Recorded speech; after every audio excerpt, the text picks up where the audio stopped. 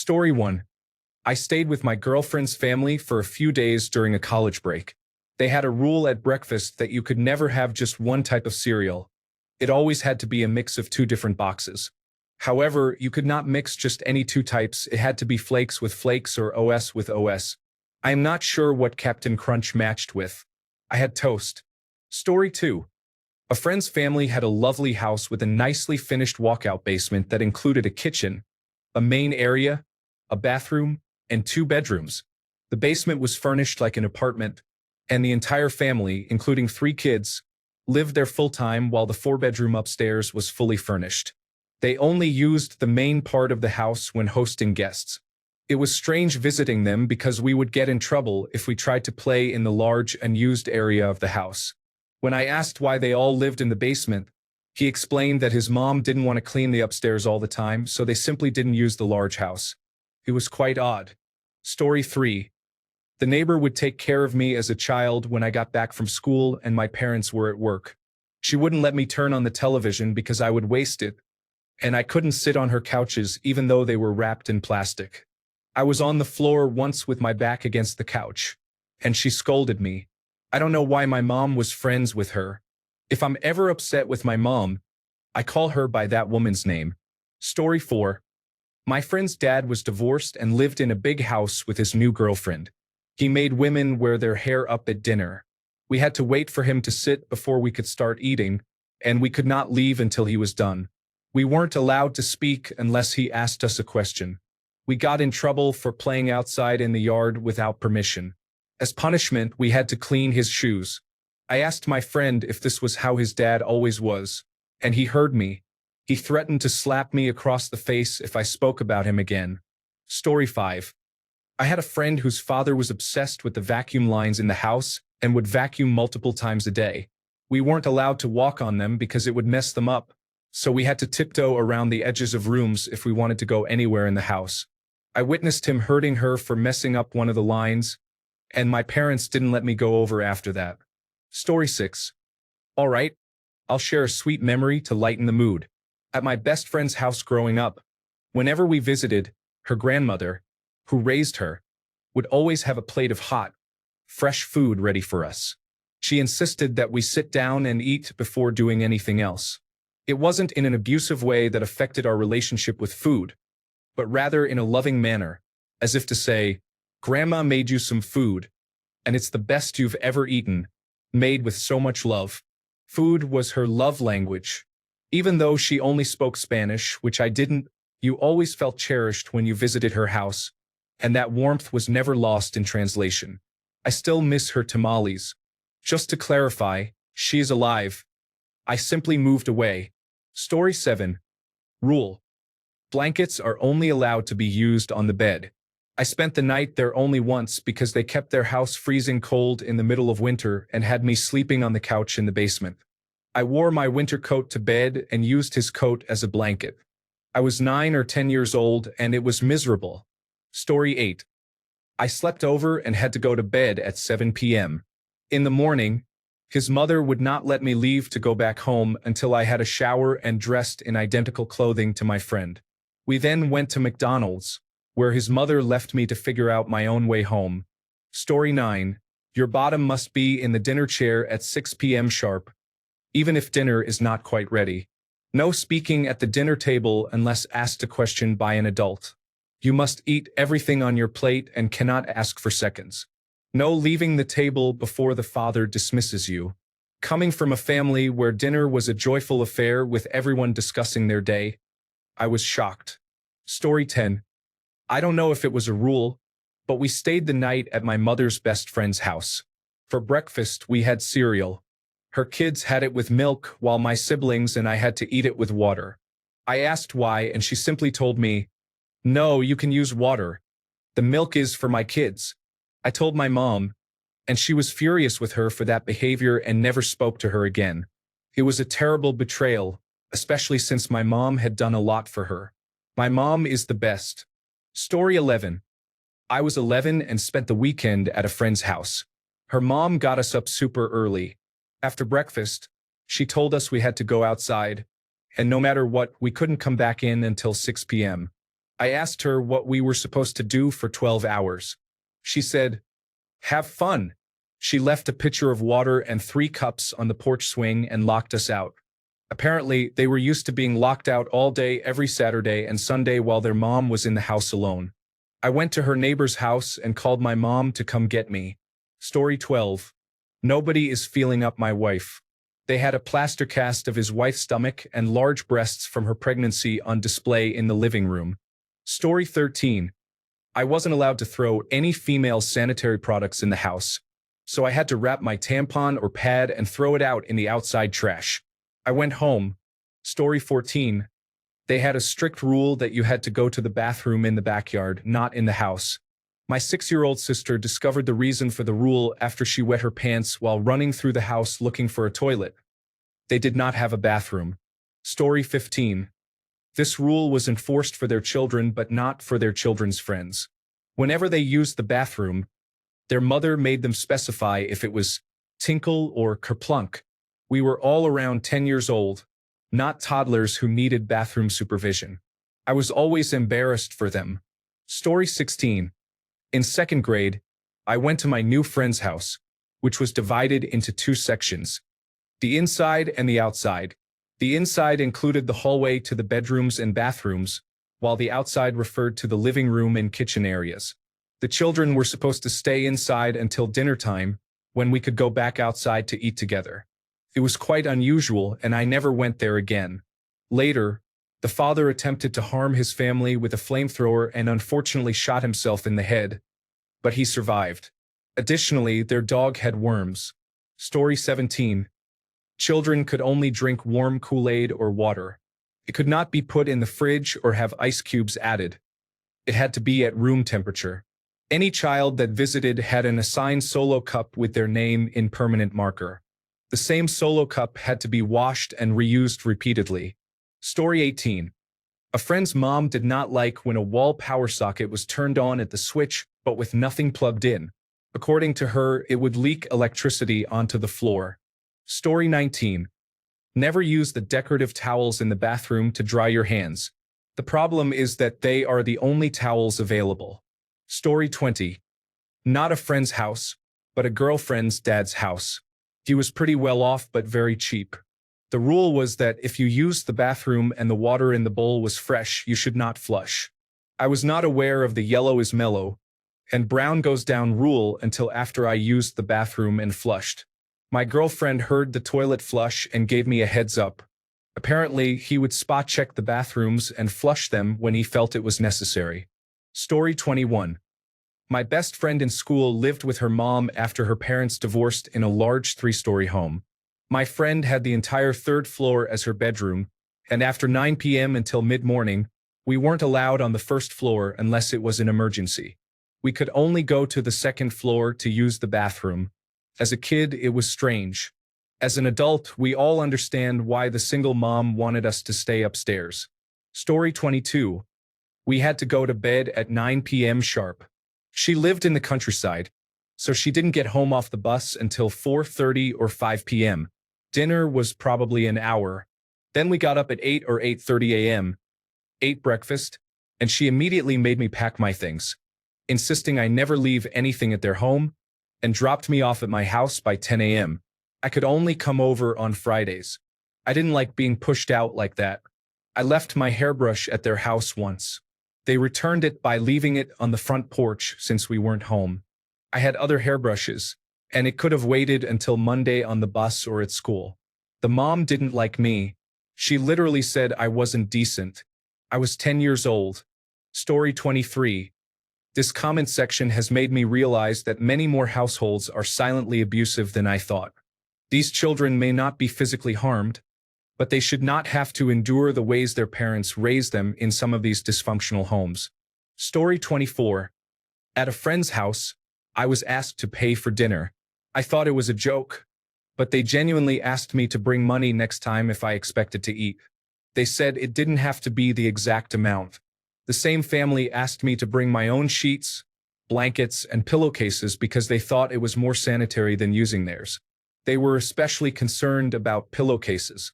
To be clear, these were nice people. Story 25. Once at a friend's house, I helped her set the table. Her whole family reacted with surprise and laughter at how I arranged it, with the knife and spoon on the right and the fork on the left. They always said it the opposite way. They found it hilarious that I had learned it backwards. Story 26. My husband's mother kept the kitchen locked. You ate the meals she cooked in the dining room, and that was what you got. They were very wealthy, so it wasn't a matter of food insecurity. They were allowed one soft-boiled egg for breakfast on Sundays. He left home at 17. Story 27. My aunt and uncle both have obsessive-compulsive disorder, and it got worse as they got older. They wanted to host everyone during the holidays, but we weren't allowed to sit in the immaculately decorated area, which created an issue because people had to sit on the floor. The kitchen could be used, but my aunt didn't really want it to be utilized because it would become dirty. The bedroom I stayed in had to be kept as it was. She had about 10 decorative pillows on the bed, which I moved. Every day, she would come in, put them back on, and tell me to sleep carefully to avoid ruining the look. Rules were never explicitly given, but everyone sort of knew what they were supposed to do or not do at my aunt and uncle's place. Story 28. A friend wasn't allowed in her room unless she was sleeping or changing her clothes. She wasn't allowed to shower for more than 10 minutes. Her brother was also locked out of his room and was forced to take cold showers, all to prevent them from engaging in inappropriate behavior. Story 29. The father had to interview any friend who came over. He would make you stand in front of him and question you as if it were an interrogation. He wanted to know what your parents' jobs were, if you played sports, your grades, and whether you had ever consumed alcohol or used drugs. I would understand this if we were in high school, but we were in elementary school in an upper-class suburb. Story 30. I'm white, but I grew up in a black neighborhood. 4 or 5 of my friends' parents wouldn't let me use the front door. Couple wouldn't let me enter their house at all. Story 31. My best friend's parents used to make all their children and their friends come into their room at 9 p.m. and kneel at the foot of their bed to read scripture and pray with them while they lay in bed. It's strange to look back on it. My friend is now living an alternative lifestyle and has very little contact with them. Story 32. I went to a friend's house once. She was not allowed to eat anything and ended up eating some cat food crunchies. I thought that was strange. She made me try one, and I still remember the unpleasant taste. At dinner, her mom set a timer, and we had to finish all our food within that time. If she didn't finish, she got punished, so I was unsure if I would also get in trouble, and I finished my food as well. I never went back. I told my mom I didn't want to, but I don't remember if I ever explained why. I still feel regret for not trying to get her help. Someone should have contacted Child Protective Services about her situation. At the time, I just thought her mom was really mean. Story 33. Around the time I was 8 to 11, I would regularly stay over and play at my cousin's house, who was about the same age as I am. My aunt would scold me for using bad words, which included stupid and dumb. Yet, she allowed my cousin to watch rated R movies with violence and nudity without any concern, not even trying to cover it or fast forward through them. There was also one time my cousin stayed over at my house, where we didn't have as strict rules. We were watching TV around 10 p.m., and I flipped to the channel that was Cartoon Network during the day and Adult Swim at night. He said, "Hey, we're not supposed to watch this. It's Adult Swim." Still boggles my mind to this day. Story 34. Mother-in-law is definitely not a friend. Breakfast is a full meal, and everyone eats together at the same time. It's 8:30 a.m. Lunch is at 1 p.m., another full meal. Snack is at 4 p.m., which always includes alcohol. Dinner is at 7 p.m., another full meal. At each meal, they say grace. The mother-in-law goes to bed as soon as she finishes eating dinner, and someone else cleans up. A full meal means meat and 3 side dishes, one of which is always fruit. If any food is left over from the previous meal, it is served at the next meal on the same day, along with all the food that is freshly prepared. If you're not hungry when she declares it's food time, you have to eat anyway. And if you are hungry when she hasn't declared it to be a mealtime, you aren't allowed to eat. Story 35. A good friend of mine went through a season when he didn't have running water at his house. The rule in the house was that no one could come over unless they brought a couple of gallons of water to pour into the toilet in case they needed to use it. Story 36. Everyone had to bring a clean pair of socks to change into when going inside. I understand taking off your shoes and wearing socks inside, but not being allowed to wear the socks you already have on seems strange to me. Story 37. They had toilet paper outside the bathroom. If you needed to urinate, you could take one piece. If you needed to defecate, you could take 5 pieces. Nothing more was permitted, even if you were ill and had diarrhea. Occasionally, they were allowed a wet washcloth if the situation was severe. The only item regulated was the toilet paper. Story 38. I wiped my mouth on the provided cloth napkin. I thought they must be very fancy. We used paper napkins at home. I looked up, and they were all staring at me. Those are decorative. The next morning, the mother pulled out her food journal and laid it open so we could see how little she had eaten. We ignored it, so she felt she had to announce, "I've only had an apple and low-fat string cheese today. Daughter, have you and your friend been eating a lot?" Yet it was interesting to let us speculate about whether the hot tub was safe to enter because her brother liked to watch and had inappropriate interactions with the intake valves after he watched. I didn't stay over again. Story 39. The mother would make loud chirps, while the children would make softer chirps. That's how they knew dinner was done and their mother was calling them to eat. I wish I were lying. This was in 8th grade when my friend's older brother was in high school. Story 40. At my childhood best friend's house, I had to wear disposable shoe covers over my shoes or socks and rubber gloves. I wasn't allowed to sit on any of the furniture because her mom didn't want me touching anything.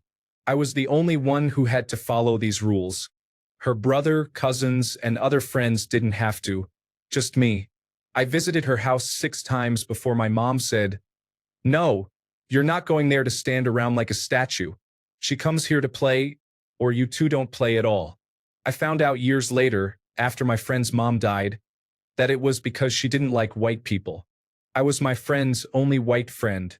I also discovered that if she visited my house, she would go home and her mom would scrub her down in the shower. Story 41. When I was about 11, a couple of friends, who were twins, invited a group of us over for a sleepover board game night. When we arrived, their mother informed us that we wouldn't be allowed to play any games involving magic or combat, as she believed they were inappropriate. As a result, we ended up playing Monopoly, because if you eliminate every game that thematically involves any combat or magic, only traditional board games remain. I recall we also played a lot of the Batman NES game. Somehow, a costume character fighting criminals in a video game was acceptable, while playing Hero Quest crossed a line. Story 42. My friend's stepdad was oddly obsessed with how we poured soda into glasses. This was in the late 1960s, and soda was a rare treat. When we were allowed a glass at her home, he would be quite anxious that we not knock out all the carbonation by pouring it incorrectly. As if we cared, we just wanted that sweet nectar, and a few bubbles more or less didn't matter. He was an older man and somewhat strict, but we did love him. The soda obsession was strange, though. Story 43. I had a friend whose parents made you finish the food on your plate at dinner. It wasn't something I was used to, and I always hated raw onions as a kid. They prepared a dish with raw onions, and I remember strongly declining to eat it. They called my parents and made a big fuss about it. I was only about 6 or 7 at the time, but I never tried to go over there again after that incident.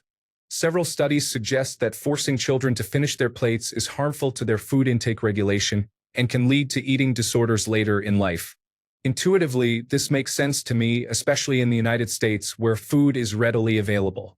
It shouldn't be considered a priority, in my opinion. You can always save leftovers if you're full. I just remember feeling very glad they weren't my parents. It seems unreasonable to make a child eat something they despise. I understand encouraging kids to eat reasonable amounts of foods they might not favor, like fruits and vegetables, but if it's something that will make them sick, why bother? Story 44. I had to address the parents as sir or ma'am, but not using miss or mister with their last names. Then, they hit their child in front of me and threatened to hit me too, which was the last time I saw them. We were just playing a Sega. The father had a large, hairy belly and insisted on walking around shirtless, which was unpleasant. I feel bad for my old friend. Story 45. I was once forbidden from correctly pronouncing tortilla chips because, in this house, we say RLS.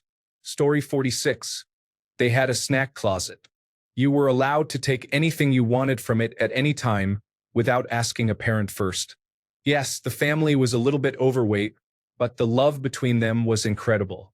I would rather be overweight in a loving family than thin in a hateful one. Story 47. My friend's mom would yell at us for swimming because we made her do laundry with all the wet towels.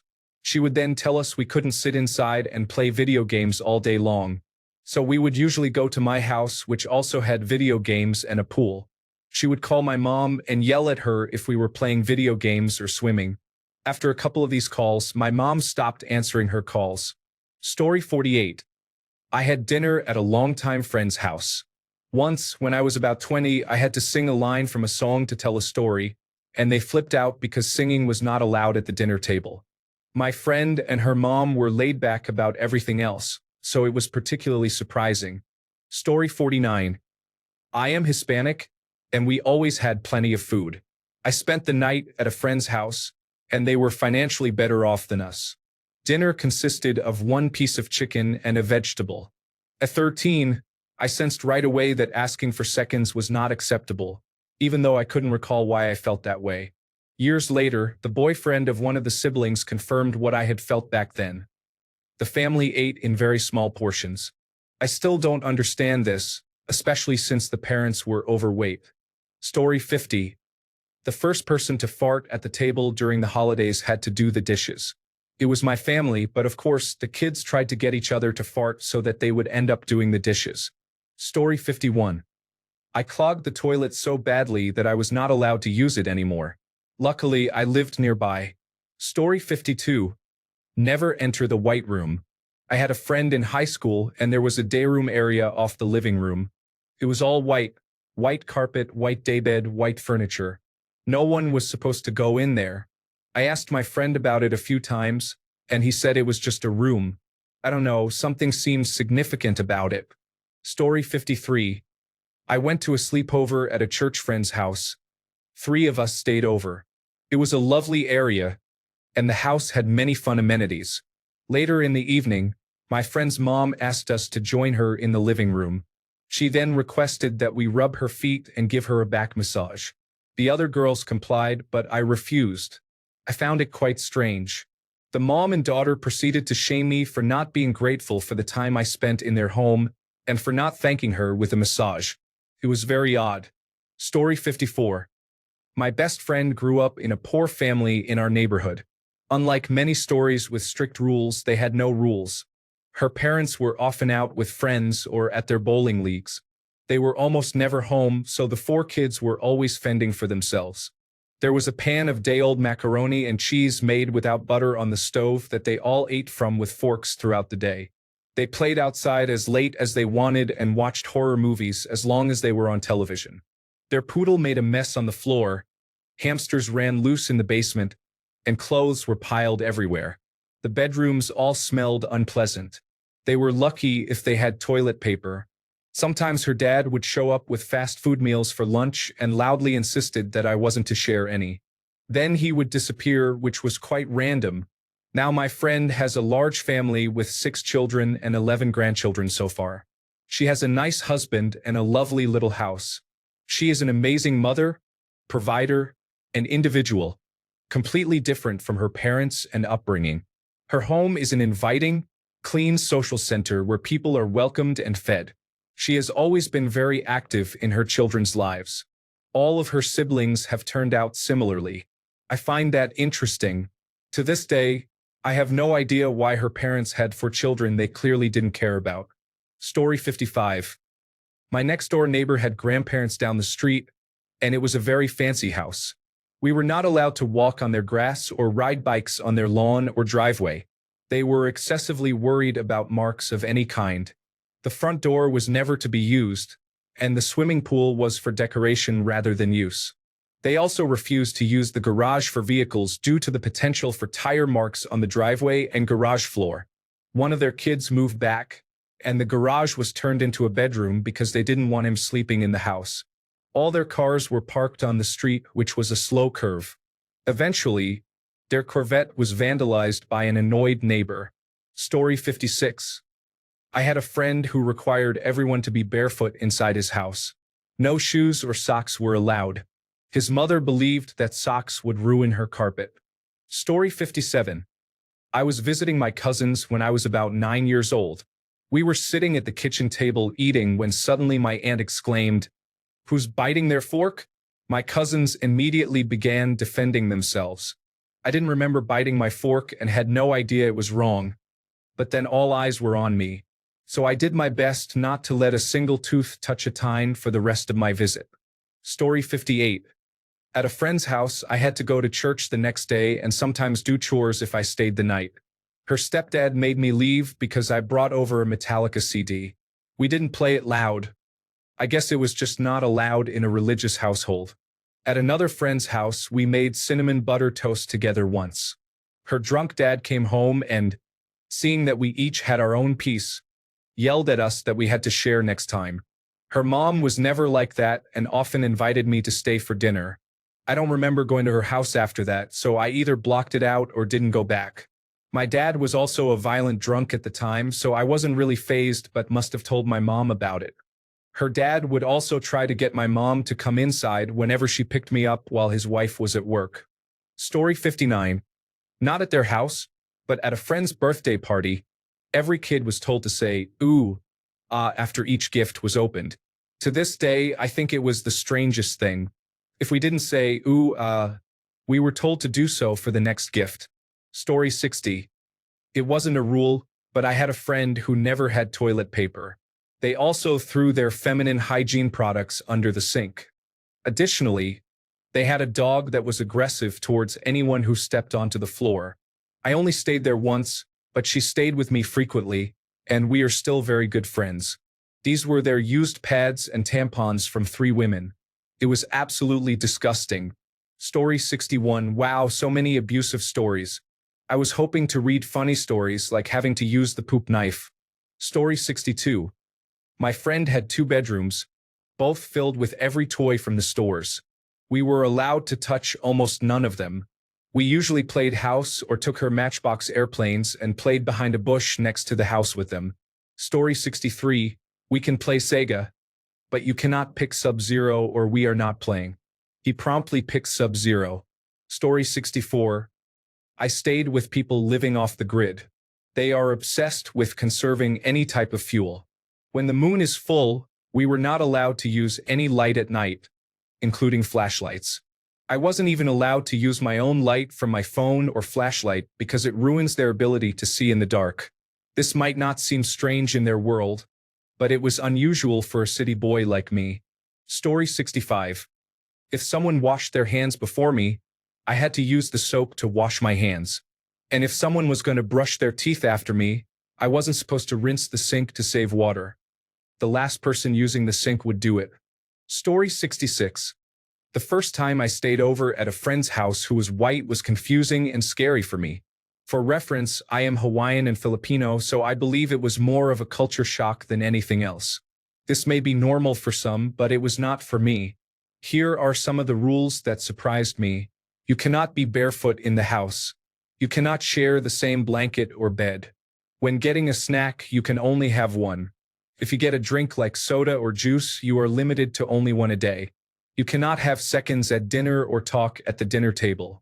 When you take a shower, you only get 5 minutes and must be fully clothed. If we are in the living room, you can stay for a maximum of 20 minutes. I went home after 5 days and was greeted by my parents telling me I smelled and looked horrible. I never went back. Story 67. I, not Jewish, was warmly invited to participate in lighting the menorah. The room with the Christmas tree was strictly off-limits to children during the Christmas season. Dad was Jewish and loved sharing his traditions. Mom was a Wisconsin Catholic and was not comfortable with children being near her perfect Christmas tree. It was strange. Story 68. I wasn't really a friend, but one of my child's friend's mom. She invited me over to get to know me better since our teenagers were best friends.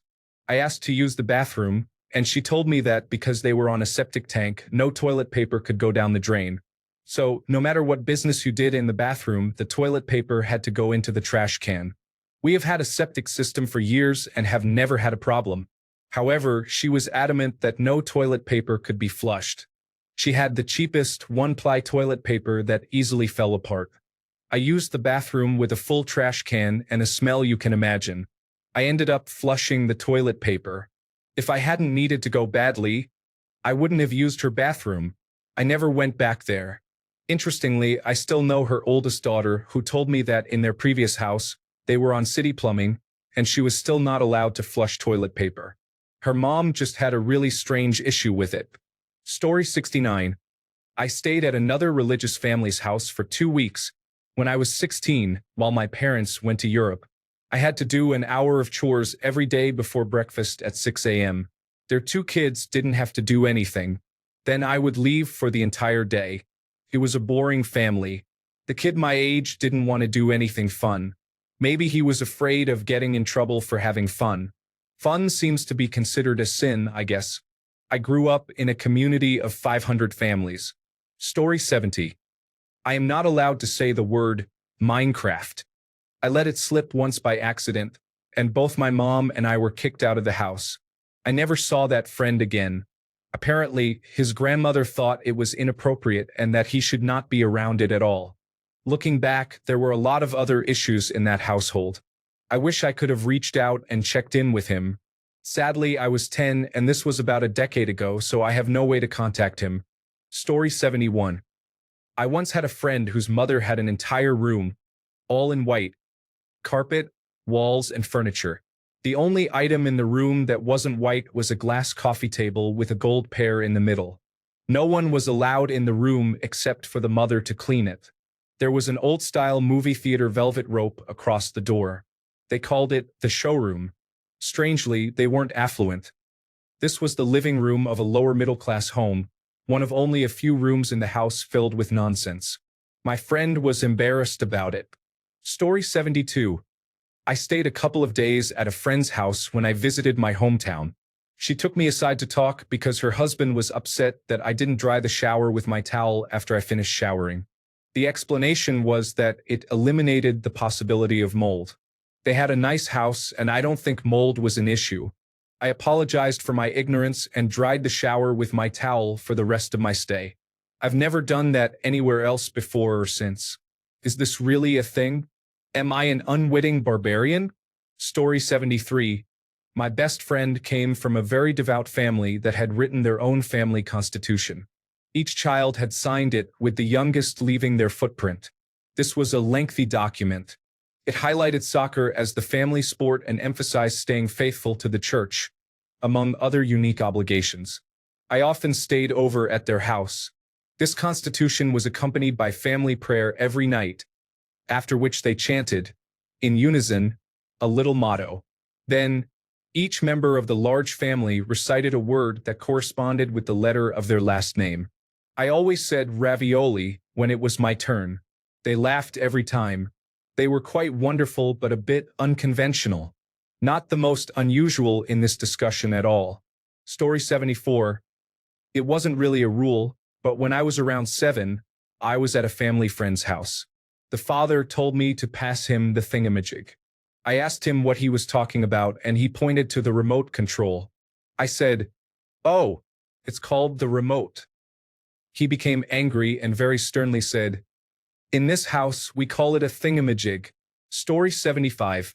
I spent the night at a friend's house, which was an enormous mansion in the middle of a rural area. The place was so large you could ride a bike down one of the hallways that spanned the whole house. My friend was close to a surprisingly likable girl, as many of the wealthy kids in my school were not friendly, even at a young age. We spent the night playing in her gigantic bedroom and finished basement before being called to dinner. Dinner was an elegant affair for her family. Manners are important, but it felt excessive. Being told not to use certain forks for the salad, no elbows on the table, and no laughing. We were just kids enjoying ourselves. We didn't have those table manners, and we received all sorts of strange looks from her parents whenever we did something incorrect. There were about 10 of us there, and only a few of us, those who were closest to the girl, knew which fork or spoon to use. It was quite awkward and embarrassing. Story 76. We had to do the dishes, which is normally fair since we used them. However, we had to clean dishes that were left in the sink all week. I'll never forget the sensation of unexpectedly plunging my hands into rotten ramen noodles. Story 77. Not really a rule as much as downright weird. My mother-in-law, the first time I ever met her, would wash everyone's shoes, including mine, every night. I was staying alone in my fiancé's childhood room, which had a princess bed with a canopy and about 30 stuffed animals arranged on it very carefully. I stayed there for a week, and every morning our shoes were cleaned like new. Every time we came back after being out, my bed was arranged as if I had never been there, with all 30 stuffed animals placed in the same way. More than 10 years later, she is truly an awful person in my life. I have blocked her on all social media, and when my wife and I are driving near her place and attempt to visit, she tries to arrange a visit with my wife without me. It all started during that week in the early 2010s when she was verbally abusing and berating my wife from the back seat of her car while I was driving.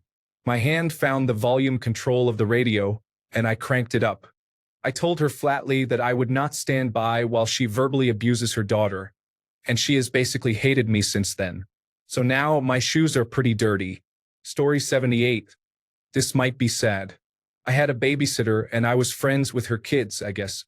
When I got there, I had to sit on a mat beside the couch all day while her kids played, often with any toys I brought. Once they said it was okay to play with them, but I got yelled at to sit back on the mat. I had to nap there with a sheet over my head. At lunchtime, the family would eat at the table, and I had to sit on the floor next to the fridge. I asked for a glass of water once, and they all laughed at me. This is what I remember. I was young. I never really think about this or tell the story, but I guess it was weird. Thanks a bunch for sticking around till the end of the video. Remember to subscribe, and until next time, stay awesome and goodbye.